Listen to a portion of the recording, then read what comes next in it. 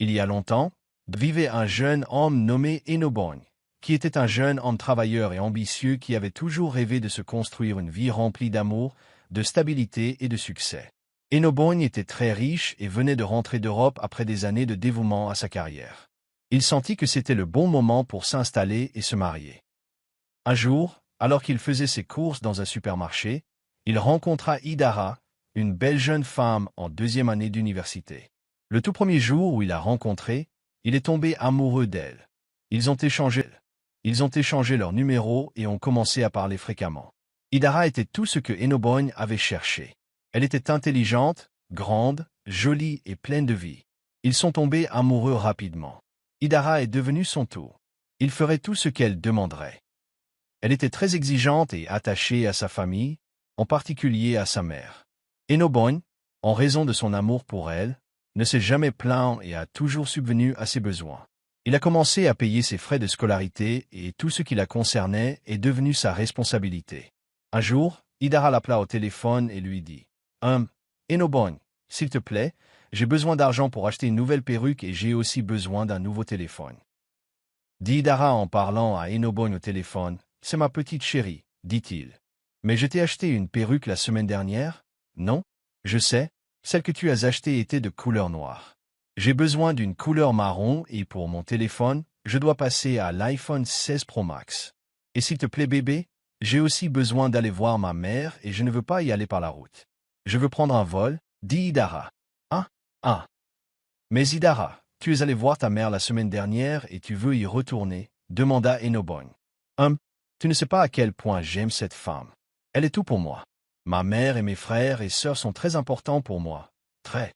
Je ne plaisante pas avec eux, dit Idara en souriant, la Benjamine. C'est bon, j'ai entendu ce que tu as dit, mais au moins donne-moi un peu d'amour. Non? Je suis ton petit ami, quand même. Et avant que j'oublie, je t'achèterai un nouveau téléphone, mais tu me donneras ton ancien iPhone 11. Tu sais que j'utilise un iPhone 6. Non? Je donne ce téléphone à ma sœur. Achète-en un autre pour toi, dit Idara en fronçant les sourcils.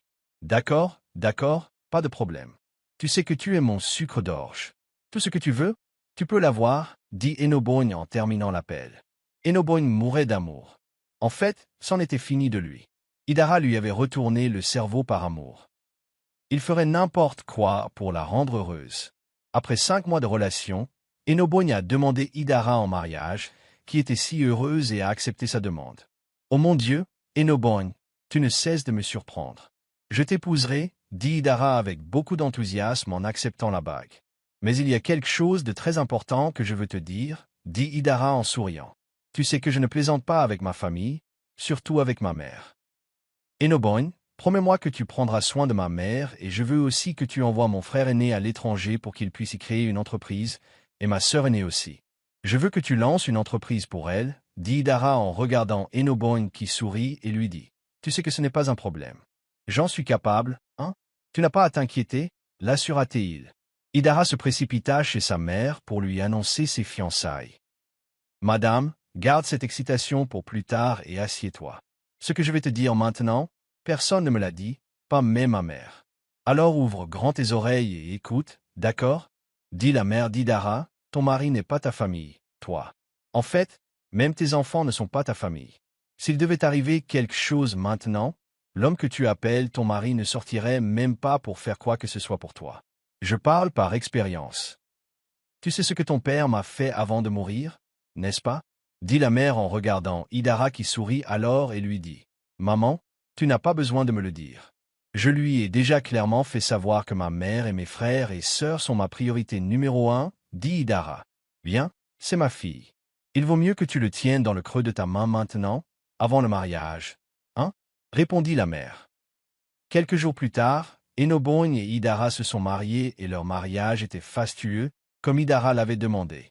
2 ans plus tard, elle a donné naissance à 2 garçons et Enobogne lui a versé un salaire mensuel de 2 millions de Nera, subvenant à tous les besoins d'Idara et de sa famille, et a même versé un salaire mensuel à la mère d'Idara, et non à sa propre mère. Idara emmenait toujours ses enfants chez sa mère tous les jours, car sa mère habitait à proximité. Elle laissait toutes les tâches ménagères qu'elle devait faire et passait toujours sa journée chez sa mère. Idara a pris l'habitude de tout raconter à sa mère sur ce qui se passait chez elle. Si une épingle tombait, elle le lui disait. Même si de l'eau se renversait par terre, elle le disait quand même à sa mère. Si elle se disputait avec son mari, elle prenait son téléphone et le racontait à sa mère et à ses frères et sœurs, et ils bavardaient tous sur son mari. Enobogne en eut assez de son comportement et l'appela un soir pour se plaindre. « Idara, je suis fatigué de ton comportement. Chaque jour tu laisses la maison en désordre pour aller chez ta mère, même l'argent de poche que je te donne. Tu prends tout et tu le donnes à ta mère et à tes frères et sœurs sans l'utiliser pour acheter quoi que ce soit pour les enfants.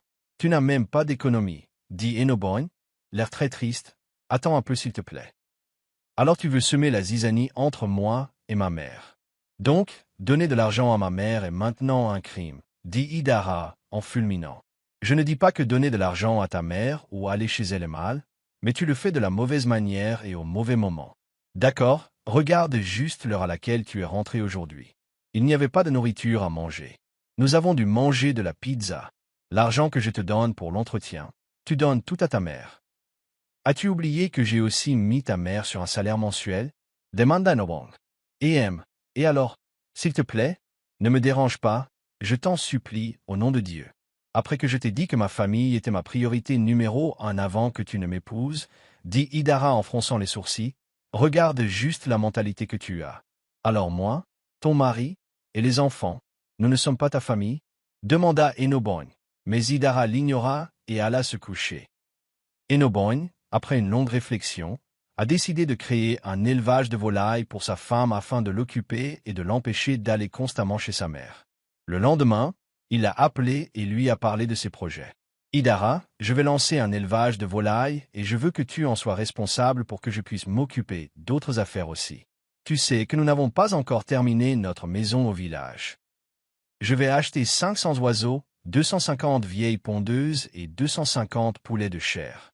Tu pourras prendre l'argent des vieilles pondeuses, mais celui des poulets de chair sera pour moi, pour que je puisse l'utiliser pour construire notre maison au village. A dit Enobogne à sa femme Idara, qui était très heureuse de l'entreprise en raison de la répartition des revenus, mais c'était la plus grosse erreur qu'Enobogne ait jamais commise. Il a utilisé 60 millions de Nera pour démarrer l'élevage de volailles et a également employé des travailleurs. Chaque année, il continuait à investir 6 millions de Nera dans l'entreprise car il croyait que c'était pour leur avenir. Idara a géré l'entreprise pendant 4 ans et Enobogne, qui réussissait très bien dans sa propre entreprise, a commencé à avoir des difficultés financières et a eu besoin d'argent pour investir dans ses affaires personnelles. Il a donc décidé de demander de l'argent à sa femme, et c'est là que tous les problèmes ont commencé. Idara, s'il te plaît, j'aimerais que tu me donnes 10 millions de Nera pour que je puisse les ajouter à mon entreprise, demanda Enobogne. Ah, il n'y a pas d'argent, tu sais, depuis que ton entreprise a fait faillite, nous utilisons l'argent de la ferme pour nous nourrir. Idara a répondu, attends, s'il te plaît. Tu essaies de me dire que nous avons utilisé tout l'argent que nous avons gagné en vendant ces oiseaux pour nous nourrir? Demanda Enobogne. Oui, bien sûr. Où est-ce que tu doutes de moi? Répondit Idara avec un air fâché. Bien sûr, Idara, je doute de toi, car même avec la crise financière à laquelle je suis confronté actuellement, je paie toujours les frais de scolarité des enfants, je paie notre loyer, la plupart des choses dans cette maison, je les fais sans te demander d'argent. C'est la première fois que je te demande de me donner de l'argent et tu me donnes des excuses. N'oublie pas que cette ferme m'appartient. Tu ne fais que la gérer pour moi, a dit Enobogne d'un ton très en colère. Même l'autre jour, je t'ai dit d'envoyer de l'argent à ma mère malade pour qu'elle puisse aller à l'hôpital, mais tu as refusé en disant qu'il n'y avait pas d'argent. Enobogne, j'ai dit qu'il n'y a pas d'argent. Si je dois retirer de l'argent de cette entreprise de poterie, il ne restera plus rien, dit Idara avec colère en partant. Elle est allée directement à son téléphone, comme d'habitude, a appelé sa mère et a commencé à lui raconter tout ce qui s'était passé ce jour-là. Écoute Idara, écoute-moi, je veux que tu t'occupes d'Enobogne. Refuse de coucher avec lui.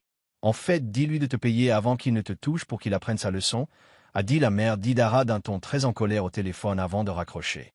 Enobogne et Idara ont commencé à avoir des problèmes à cause de l'argent que sa femme refusait de lui donner. En fait, elle a même commencé à lui refuser ses devoirs conjugaux. Chaque fois qu'il voulait coucher avec elle, elle lui demandait aussi de la payer avant toute chose. Ce qui l'a vraiment mis en colère, c'est quand il a regardé le téléphone de sa femme et a vu que tout ce qu'elle lui avait dit sur la mauvaise santé de la ferme était un mensonge. Il a même vu les détails des transactions de l'argent qu'elle envoyait à sa mère et à ses frères et sœurs. Enobogne était choqué et surpris que sa femme volait dans leur entreprise de poterie et envoyait l'argent à sa famille. Enobogne était si en colère qu'il a alors décidé de demander à sa femme de lui donner un relevé de compte afin qu'il puisse effectuer un audit de la ferme. « Je ne comprends pas, Enobogne. Que veux-tu faire avec mes relevés de compte? Alors tu ne crois rien de ce que je dis sur l'entreprise, au point de vouloir faire un audit? Pas de problème, si c'est ce que tu veux, je te les donnerai, dit Idara en quittant son mari. Après une semaine, Idara a fourni un faux relevé bancaire sans savoir que son mari avait déjà obtenu l'original avec l'aide de son ami qui travaille à la banque. Le cœur d'Enobogne fut brisé quand il découvrit le montant d'argent que sa femme avait volé de l'entreprise et envoyé à sa mère et à ses frères et sœurs. Mon Dieu, c'est la personne en qui j'ai confiance dans ma vie. Je l'ai placée, elle et sa mère, sur un salaire mensuel, mais sa cupidité et sa stupidité l'ont quand même rendue ingrate. Quelqu'un que j'aime au-delà des mots, mais regardez comment elle me le rend. Sans se soucier que je suis là pour elle et sa famille, mais pas de problème, je m'assurerai qu'elle et sa famille vomissent chaque centime qu'elle leur a donné. Le lendemain, Enobogne a demandé la clé de la ferme avicole, mais Idara a refusé de lui donner les clés. Idara, si tu sais ce qui est bon pour toi, à cette minute, tu ferais mieux de me donner ces clés. Je ne veux plus que tu gères la ferme avicole, a dit Enobogne à son père. Idara a éclaté de rire en lui disant « Oh, tu penses que je vais te donner les clés? Ça ne marchera pas. Cette ferme avicole m'appartient, que ça te plaise ou non. » Avant qu'elle ne puisse finir de parler, Enobogne lui a asséné une gifle retentissante et a levé le pilon de cuisine pour la frapper. Mais après une seconde de réflexion, il a laissé tomber le pilon et lui a arraché les clés de force, la laissant en larmes par terre. Ce jour-là, avant midi, des policiers sont venus à la ferme et ont arrêté Enobogne, qui était surpris et se demandait qui avait demandé son arrestation. En arrivant au poste de police, il fut surpris d'apprendre que c'était sa belle-mère, sa femme et ses frères et sœurs qui l'avaient fait arrêter, sans même essayer de savoir ce qui avait causé le problème entre lui et Idara. Enobogne a appelé son ami Udo pour qu'il vienne payer sa caution. Udo est alors venu immédiatement et a fait sortir Enobogne du poste de police. Après qu'il ait tout expliqué aux policiers, Udo lui a alors dit de porter l'affaire devant les anciens du village. Alors que Udo et Enobogne quittaient le poste de police, il a commencé à demander à son ami ce qui se passait. « Udo, tu ne croiras pas tout ce que je vais te dire maintenant. Sais-tu que je suis marié à mon ennemi et non à une épouse? Cette femme et sa famille me volent. Les gens dont je me soucie, a dit Enobogne en pleurant. Es-tu sûr que ta femme est saine d'esprit? Pourquoi se battrait-elle contre son propre mari avec sa famille? Pour l'amour de Dieu, tu devrais être sa priorité numéro 1 avant toute autre personne, a dit Udo, l'air très surpris. Et ce n'est rien. Sais-tu que je paie ma femme juste pour coucher avec elle? J'ai mis ma belle-mère sur un salaire mensuel. Même l'entreprise de sa sœur aînée, c'est moi qui l'ai lancée pour elle, tout seul. Son frère aîné, cet imbécile de 40 ans. J'ai essayé de l'envoyer à l'étranger 4 fois, mais il continue de gaspiller l'argent que je lui donne. Dit Enobogne, l'air très en colère. Tu vois, tu as causé tout ça depuis le début. Tu leur en as trop donné. Je ne dis pas qu'aider ses beaux-parents est mal, mais il devrait y avoir une limite. Quoi qu'il en soit, assure-toi de la dénoncer à ton clan et de récupérer chaque centime qu'elle t'a volé, a dit Udo. En rentrant chez lui ce jour-là, Enobogne découvrit que sa femme avait déjà fait ses valises et était partie avec leurs 2 fils et une de ses voitures. Elle avait même pris son or et était partie aussi. Enobogne, sans qu'on le lui dise, savait déjà qu'elle était allée vivre avec sa mère et ses frères et sœurs. Enobogne a alors organisé une réunion avec les membres du clan de sa femme pour régler leurs problèmes. Le jour de la réunion, et même, la mère d'Idara n'a même pas laissé Enobogne parler, elle n'a cessé de l'insulter, le traitant de batteur de femmes pour avoir battu sa fille. Les anciens du clan ont alors demandé à Enobogne de tout leur expliquer et ce qui s'était réellement passé. Il s'est alors levé et les a tous salués avant de commencer à raconter sa version de l'histoire. Vous ne me croirez pas si je vous dis qu'Idara ici perçoit de l'argent et établit un calendrier pour coucher avec moi. Si je dois coucher avec ma femme, je dois la payer et suivre le calendrier. Il y a 2 ans, Idara m'a poignardé dans le dos avec un couteau juste parce que j'ai refusé de lui donner de l'argent pour changer sa voiture. J'ai gardé le secret et n'en ai parlé à personne. J'ai lancé un élevage de volailles avec 60 millions de Nera et je le lui ai confié pour qu'elle le gère, et nous nous étions mis d'accord pour partager l'argent. Mais depuis que j'ai lancé cette entreprise, ma femme ne m'a jamais donné un seul centime. Tout ce que je veux d'elle, c'est qu'elle me rende tout l'argent qu'elle a pris de la ferme, c'est tout. Dit Inobong, en Essayent. Tout le monde était choqué par tout ce qu'il venait de dire, mais Idara se leva et réfuta tout ce qu'il avait dit, et même sa mère et même ajouta encore plus de sel et de piment au mensonge.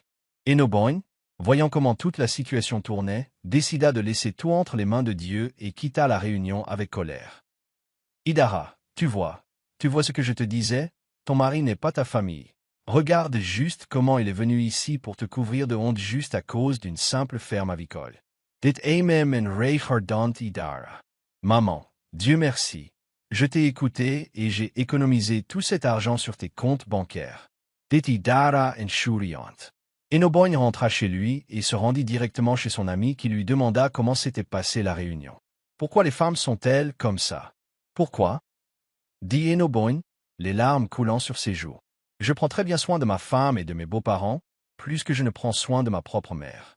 Je l'ai aidée à financer ses études, je lui ai donné tout ce dont elle avait besoin. Mais regardez comment elle me le rend. Elle vénère sa mère comme un dieu et fait tout ce qu'elle lui dit de faire, comme si ça n'avait même aucun sens. Comment sa propre famille peut-elle être plus importante pour elle, et même pas moi et les enfants? Sais-tu qu'elle n'achète jamais rien pour les enfants avec son argent, sauf si je lui en donne aussi? En fait, elle peut faire tout ce qu'elle veut, je m'en fiche maintenant. Que Dieu soit le juge et nous juge tous les deux. Je ne veux juste rien qui me donne mal à la tête. Dit Enobong.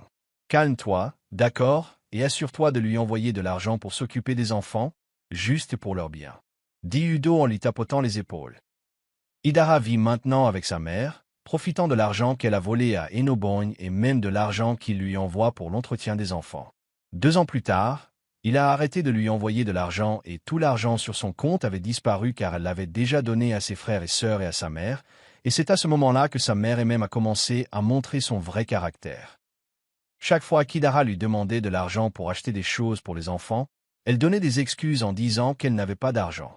Ce qui lui a fait le plus de peine, c'est quand sa mère a verrouillé la cuisine et est allée au marché sans même lui donner à manger, à elle et aux enfants. Idara en eut assez du comportement de sa mère et la confronta. « Maman, je n'aime pas la façon dont tu me traites ces derniers temps. Pourquoi as-tu fermé la cuisine à clé et es-tu allé au marché ?» demanda Idara. « Ah, pourquoi ne la fermerais-je pas à clé, puisque la seule chose que toi et tes enfants faites dans cette maison, c'est manger, manger, manger. Il n'y a plus de nourriture ici et je n'ai pas d'argent à gaspiller pour toi et tes enfants. S'il te plaît, va chercher quelque chose à faire, mieux encore, retourne chez Enobong, dit même en fronçant les sourcils. » Idara fut si surprise d'entendre sa mère dire toutes ces choses. « Maman, qu'est-il arrivé à tout l'argent que j'ai viré sur ton compte? Hein? Et d'ailleurs, n'est-ce pas toi qui m'as conseillé de quitter mon mari en me disant qu'il n'était pas ma famille? » dit Idara d'un ton très en colère. « Idara, es-tu un bébé? Alors si je te dis de mettre ta main dans le feu, tu le feras? J'ai dit que ton mari n'est pas ta famille. Mais ai-je jamais dit que tu ne devais pas le traiter? Tu ferais mieux de chercher quoi faire. Fille paresseuse, dit et même en partant. » Idara était très choquée. « Ah, qu'est-ce que je me suis fait? Oh, regarde le pétrin dans lequel je me suis mise à cause des conseils de ma mère. Regarde la personne pour qui je me suis tant battue, elle me voit maintenant comme un fardeau. Qu'est-ce que je vais faire maintenant? Est-ce que je vais demander de l'argent à mes frères et sœurs pour démarrer une entreprise? Maintenant? Et ils ne viendront même pas. » À ce moment, Idara réalisa la gravité de son erreur. Elle avait été si concentrée sur sa famille d'origine qu'elle avait négligé la nouvelle famille qu'elle avait créée avec Enobong. La stabilité, l'amour et le soutien que son mari lui avait fournis devenaient flagrants en son absence. Devrais-je aller demander à Enobong de me pardonner? Hein? Ah, mais je lui ai vraiment fait du tort, à quelqu'un qui m'aimait sincèrement et ne m'a rien fait de mal. De toute façon, je vais juste tenter ma chance. Le lendemain, Idara se rendit chez Enobong pour lui demander pardon. En arrivant, dès qu'elle le vit, elle tomba à genoux et se mit à pleurer, suppliant Enobong de lui pardonner. Il la regarda de la tête aux pieds. Idara avait l'air si dépenaillée, ses cheveux étaient en désordre, elle avait l'air si maigre. Après l'avoir fixée pendant quelques minutes, il eut pitié d'elle, mais se souvint immédiatement de ce qu'elle et sa famille lui avaient fait. Madame, que faites-vous ici? Alors vous êtes venu voir si j'étais mort pour pouvoir prendre le reste de mes biens? Hein? Idara, s'il te plaît, pardonne-moi, je suis vraiment désolé, je regrette tout ce que je t'ai fait, dit Idara en pleurant. Eh bien, pour ton information, je ne suis pas disposé à te reprendre. J'ai assez souffert de chagrin et de trahison de ta part. S'il te plaît, va-t'en et laisse-moi tranquille. Et au fait, qu'en est-il de mes enfants que tu as refusé de me laisser voir? Demanda Elobon, l'air en colère. Ils vont bien? Ils ont demandé de tes nouvelles et veulent te voir? Dit Idara. Elobon, voyant à quel point Idara était désespéré, décida alors de profiter de l'occasion pour lui enlever les enfants. Il lui a alors dit d'amener les enfants, ce qu'elle a accepté sans discuter.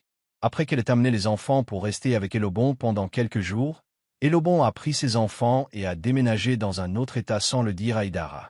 Quand elle l'a découvert, elle était si dévastée et honteuse d'elle-même, se disant qu'elle méritait tout ce qui lui arrivait. Idara a décidé de faire face à ses erreurs.